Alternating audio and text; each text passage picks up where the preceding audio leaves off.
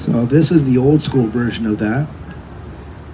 USS Harper's Ferry. And you can see a ship they just put in the water. Take a look at that. You can see the propellers kind of sticking up out of the water. It's sitting so high in the water. So that was just splashed yesterday.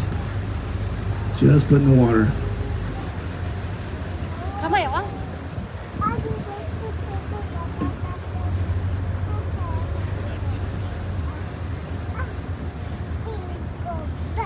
All right, Pier 1, First Pier, Naval Station, 32nd Street.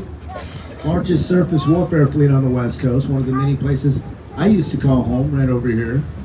And another littoral combat ship. You get a look at that one. So the other one back there you saw earlier was USS Manchester. This is the USS Mobile. Right, looks like it's ready to blast off.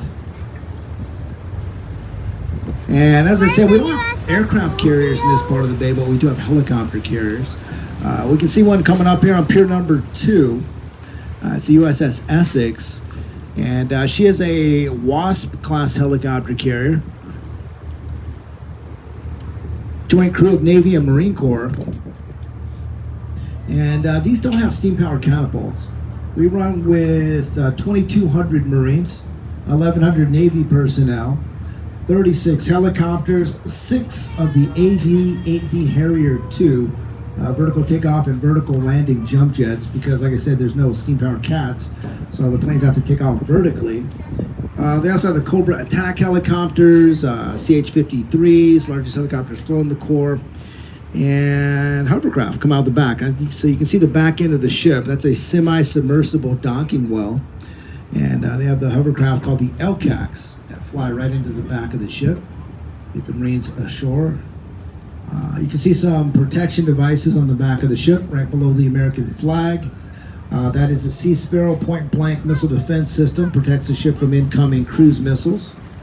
And then on the far left corner is rolling airframe missile launcher, that little stubby box.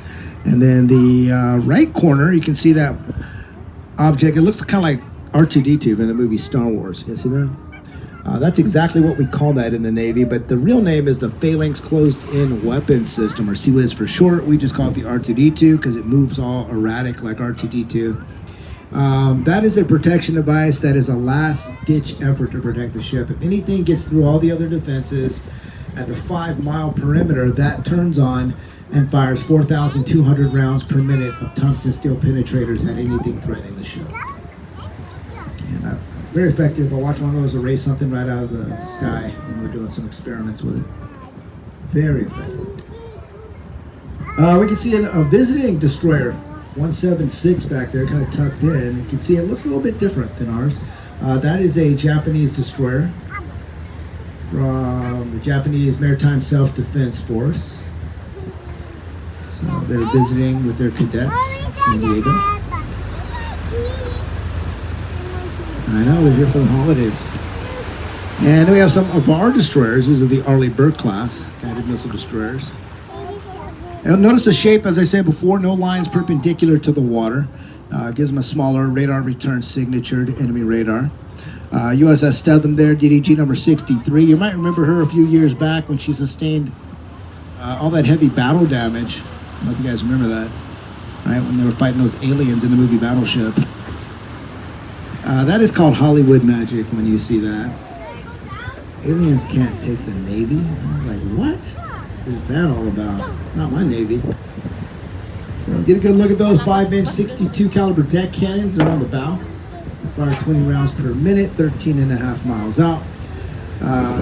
Behind the deck cannons, what you can't see on destroyers, they have 30 missile tubes embedded in the deck plates on the bow, 60 on the stern. They fire the Tomahawk cruise missiles, the SM-2 and SM-3 surface-to-air missiles, standard surface-to-air missiles, and vertically launched homing torpedoes.